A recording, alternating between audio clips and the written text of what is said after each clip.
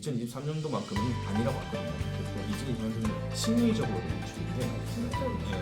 그래도 이제 떨어지니까 조금만 견뎌보자 해서 이제 생활비에서까지 집값을 팔려고 뭐 이런 사람들은 생각보다 적다고 해요. 근데 부동산을 세는 방법이 너무 많아. 너무 많아요. 그래서 사실 여기는 부자가 될 수밖에 없는 구조가 진짜 여기는 정말 자본주의다. 맞아요. 그래서 2024년도 한번 이제 같이 한번 얘기를 한번 해보죠.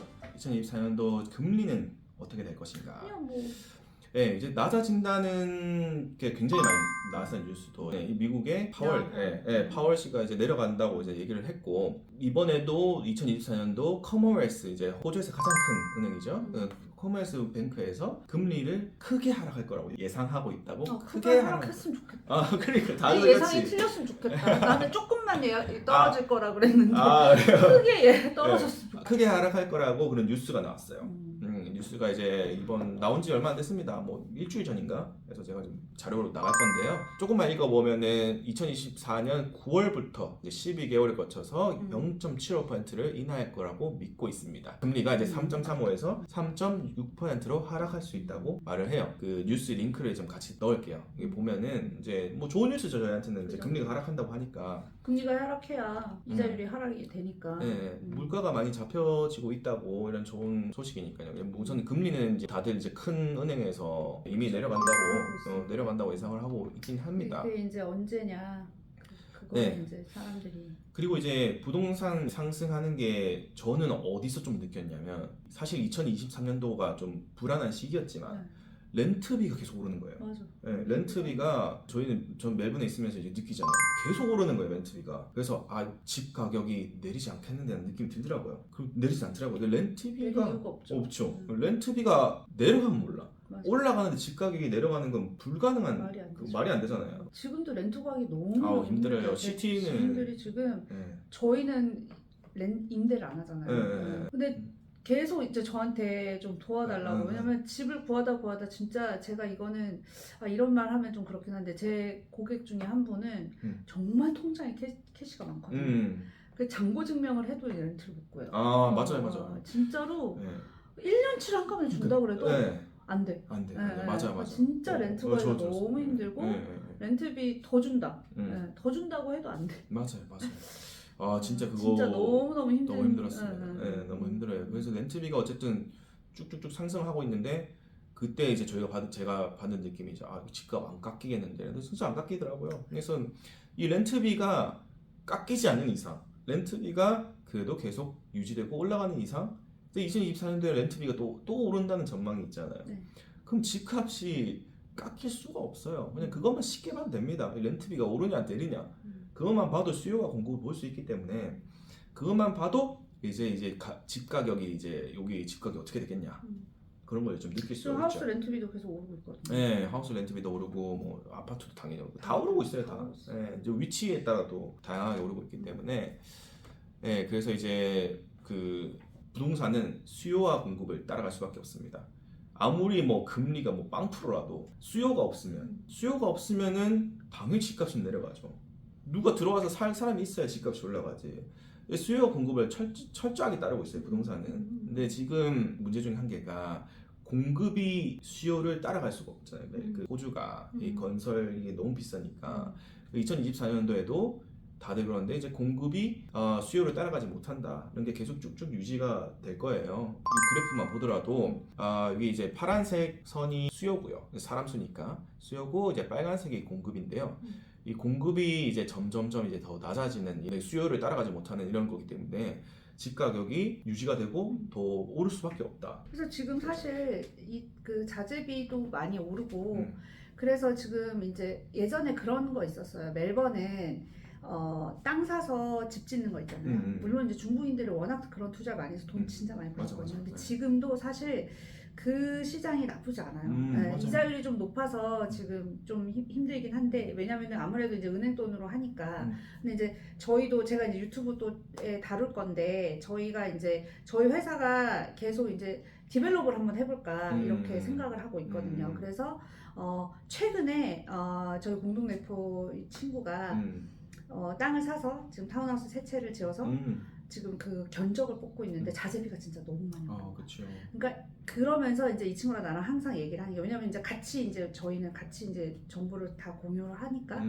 근데 결국은 이것도 이제 집으로 나올 집들이잖아요. 그죠? 땅을 사서 자재비가 많이 올라도 짓는단 말이에요. 그리고 이렇게 집 짓는 사람은 절대 손해보고 안 져요. 자재비가 오르면 집값에 붙이는 거죠. 맞아요, 그죠? 맞아요. 그러면은 타운하우스를 예상으로는 1.5 정도씩 팔면 되겠다 했는데 자재비가 너무 비싸고 생각보다 내가 돈이 너무 많이 드는 거야.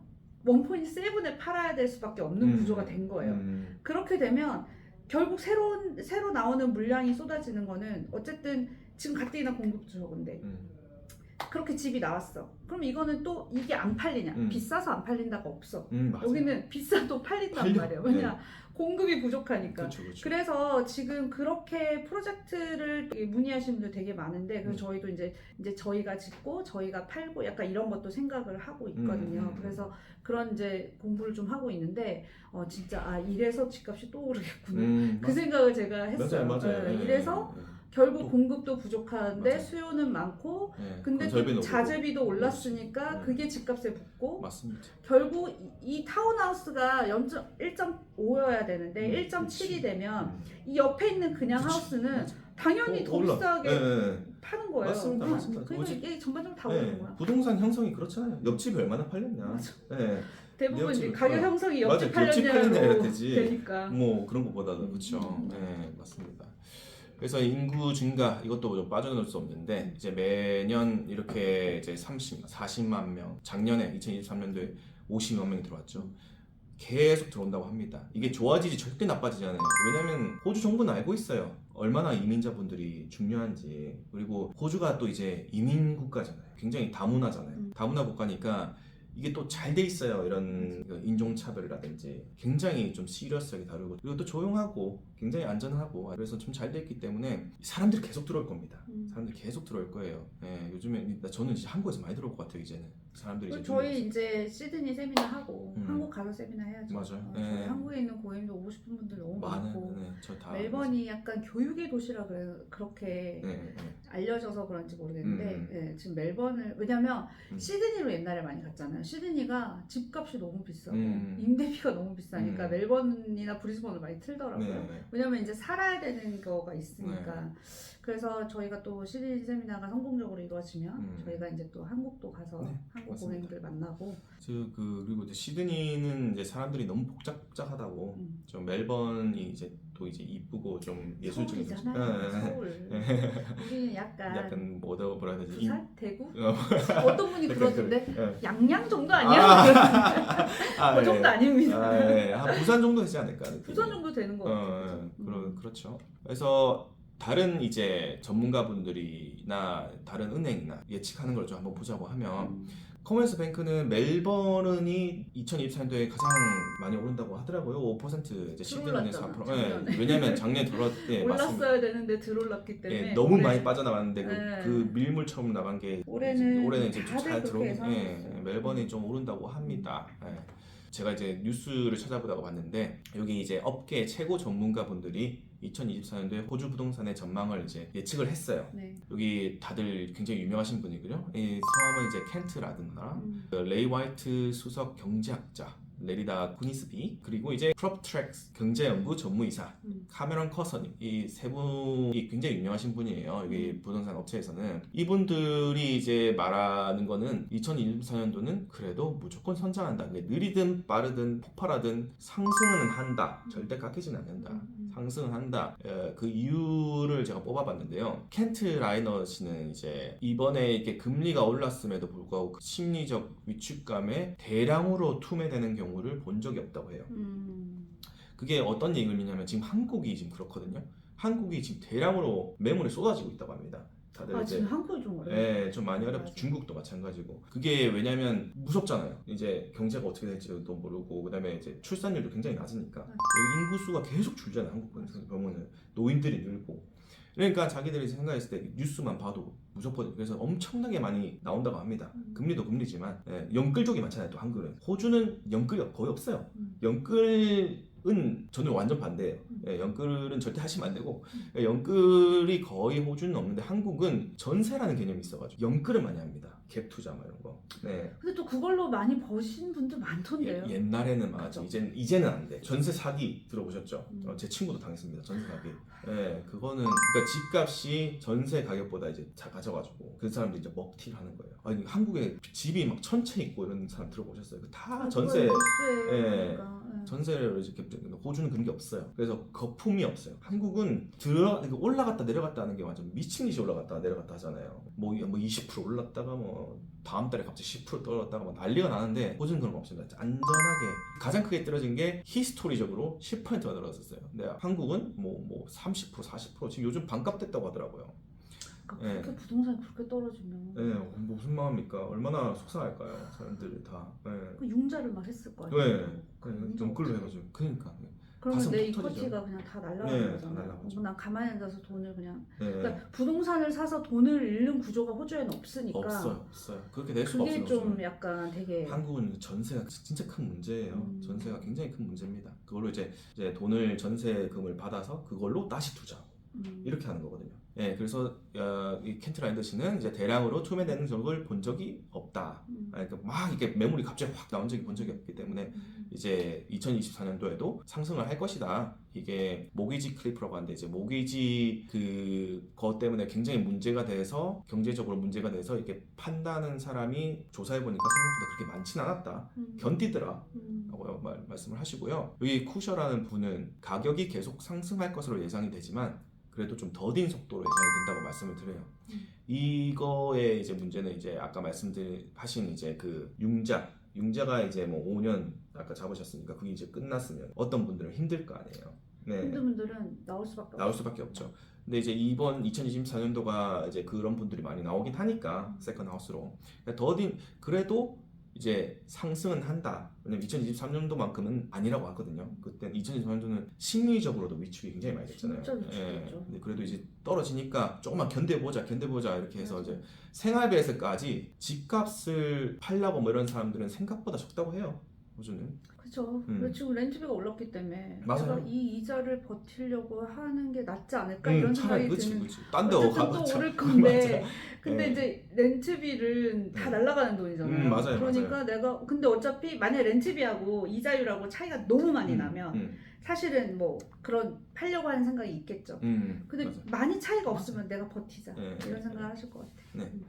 그리고 이제 여기 코니스비라는 분은 금리가 정점에 가까워졌어. 그리고 이제부터는 깎일 거니까 부동산 가격이 계속 상승할 거라고 보고 그리고 현재 주택 공급은 여전히 극도로 낮고 신규 주택 구매자가 될 많은 사람들이 기존 시장으로 밀려나가고 있다. 그러니까 신규로 사고 싶은 사람들이 이제 공급이 없으니까 그 있는 걸 살 수밖에 없는 거죠. 그렇기 때문에 그 가격은 오를 수밖에 없다는 거예요. 예, 공급이 없기 때문에. 그리고 이제 부동산에서 가장 큰 요인 중에 몇 가지를 뽑았는데 이 사람들이 이를 주도하는 주요 요인에는 기존 주택 시장을 밀어넣는 치솟는 건설 비용 그리고 증가하는 인구를 따라잡기 위한 주택 공급 부족. 예, 공급이 지금 많이 부족하죠. 그리고 고소득자, 이것도 가장 중요합니다. 이 고소득자의 주머니에 더 많은 돈을 제공하는 3단계 세금 감면. 호주에는 네거티브 기어링이 있잖아요. 그리고 호주는 부동산으로 세금 감면할 게 너무 많아. 네.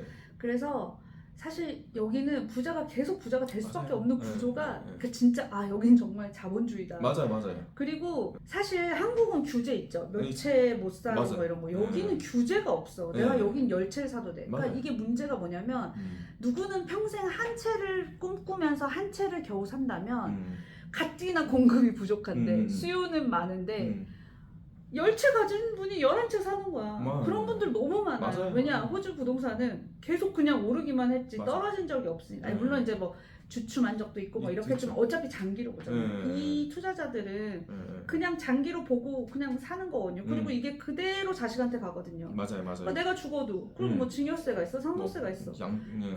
그러니까 내가 안 살 이유가 없는 거야. 맞아요. 그러니까 3채 있는 사람, 4채 있는 사람 5채 사고 6채 사고 가뜩이나 공급도 없는데. 근데 이제 내가 한 채를 사겠다고 버티는 이분들은 힘들죠. 맞아요. 네. 그래서 세금 감면이 이 호주가 부동산 쪽에 종사하는 게 거의 4분의 1이라고 합니다. 맞아요. 그쪽에 연관된 사람들이 25%라고 해요. 그 말인 즉슨 이제 정부는 부동산을 절대적으로 뭔가 하지 않을 거예요. 못 건드리죠. 못 건드려. 큰일 납니다. 큰일 나요. 4분의 1이 날아가는데 경제적으로 굉장히 큰 타격을 입기 때문에 부동산으로 뭔가를 얘네들이 정책을 그렇게 바꾸진 않을 겁니다. 이제 맞아요. 세금도 앞으로 엄청 걷어들이잖아요. 부동산으로 걷어들이는 세금이 장난 아니죠. 엄청 많은데 네, 그걸 어떻게 하겠습니까? 그래서 이런 요인들 때문에 2024년도는 상승할 거라고 보고 있다고 해요. 전문가분들이. 그리고 그 세금 나와서 그런데 지금 이제 그 FIRB 승인 비용도 오르잖아요. 네, 맞아요. 그 다음에 렌드텍스 해외 투자자분들 그것도 또 3배 올리고 그러니까 해외에서 투자하려고 하시는 분들은 네. 이거 오르기 전에 세금 이거 오르기 전에 빨리빨리 투자하시는 게 좋은 게 나중에 진짜 많이 내셔야 돼요. 네, 지금이야 별로 아니지만 나중에는 많이 내셔야 돼요. 네, 그래서 이제 마지막으로 얘기를 하자면 2024년도 우리의 예상 저는 많이 오를 것 같습니다. 네, 저는 많이 오를 것 같고요. 뭐 앞서도 다 얘기를 했지만 결과적으로 저는 그 사람들에 따르고요. 그리고 제가 정말 하고 싶은 말이 있는데 저희 시청자분들 중에 구독자분들 중에 한 분이 연락이 왔었어요. 그분이 연락이 오셔서 뭐라 하냐면 제 은행에 돈이 있는데 이거를 지금 금리가 좀 있으니까 투자를 하는 게 맞느냐, 부동산을 사는 게 맞느냐, 아니냐 이런 걸 이제 물어보시는 분이 있더라고요. 이해는 하죠. 하는데 저는 항상 얘기해요. 길게 보셔라. 우리는 투기를 하는 게 아니다. 길게 보시면 어쨌든 물가는 상승하잖아요. 물가를 상승하는데 그 돈 1억이라는 그게 뱅크에 있었을 때 그게 10년 후에 그 1억의 가치는 지금의 1억이 아니에요. 물가가 10년 후에는 최소한 몇십 %가 올랐을 텐데 그게 이자를 받는다고 하더라도 그 1억이 투자를 안 하고 은행에 넣은 돈 이상 돈이 줄어든 겁니다. 그래서 뭐든 저는 항상 말씀을 드려요. 가능하다면 부동산에 투자를 해라. 주식도 좋다. 주식도 만약 하실 수 있으면 좋은데 주식은 좀 왔다 갔다 하는 게 크잖아요. 그래서 저는 주식은 하나도 몰라서. 네. 주식은 이제 왔다 갔다 주식 하는 잘하시는 분들도 뭐라 투자하는 게 좋아요. 그렇죠? 주식에 뭐라 투자. 모든 투자는 네, 모든 투자. 방법이 다른 거니까. 길게 봤을 때 부동산 투자가 정말 좋다. 부동산 투자 같은 경우는 무조건 오를 수밖에 없다. 이게 10년으로 봤을 때. 근데 이제 그런 분들 이해할 수밖에 없는 게 일단은 금리가 이렇게 올랐으면 은행에 넣는 내 현금은 안 없어질 것이고 이자를 꼬박꼬박 받고 있는데 이제 액수가 하우스를 살 만한 액수가 맞으면 근데 이제 이분들이 이제 그런 걸 생각할 거예요. 융자를 해야 되잖아. 돈 빚을 또 내서. 물론 당연히 부동산이 오를 거고 이자율을 좀 뭐 이자율에 맞춰서 하겠죠. 임대비로 다 채워지겠지. 그래도 이제 그런 게 리스크라고 생각하시는 거지. 네, 그러니까는 내가 돈을 빌려서 또 부동산을 사느니 그냥 은행에 넣어놓는 게 마음이 편하지 않나? 그런 생각이 드는 거죠. 지금 금리가 높아서 그래. 캐시레이트가 좀 높으니까. 그래도 보통 이제 이해는 합니다.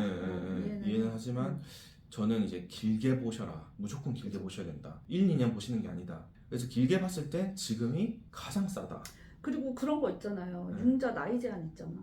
네, 맞아. 맞아. 있어요. 융자 안 나와요. 맞아요. 왜냐면 은행 입장에서도 내가 30년 빌려주는데 나이가 50, 60 막 이렇게 되면 사실 융자 별로 힘들거든요.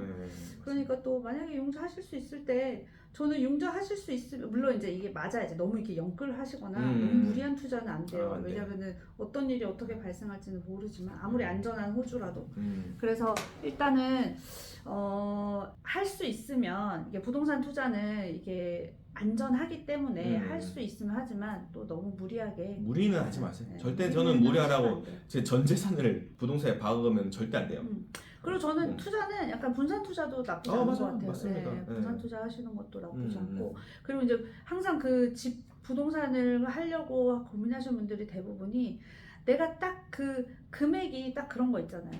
10만 불, 20만 불. 요 정도 있어. 요거 그냥 놔두려니 너무 아깝고. 요거를 투자하려니 내가 또 빚을 내야 되고. 약간 요 고비들이 그치. 좀 있어요. 네, 이해는 합니다. 하지만 항상 전 고객분들한테 얘기를 드려요. 길게 보셔라. 지금 내년에 만약에 지금 사서 내년에 만약에 깎인다고 하더라도 다시 오를 거 아니야. 지금과 10년 후를 비교를 하자. 저는 그렇게 항상 말씀을 드려요. 그래서 항상 부동산은 지금이 가장 싸다. 2024년도에 사는 게 2025년도에 사는 것보다 싸다. 그죠, 맞아요. 그건 맞는 거 같아요. 그래서 뭐 마무리를 하자면 2024년도는 자극적인 미디어조차 긍정적이에요. 그 떨어진다고 하는 건 거의 없어요. 제가 다 찾아봤는데 10개 중에 9개는 오른다고 합니다.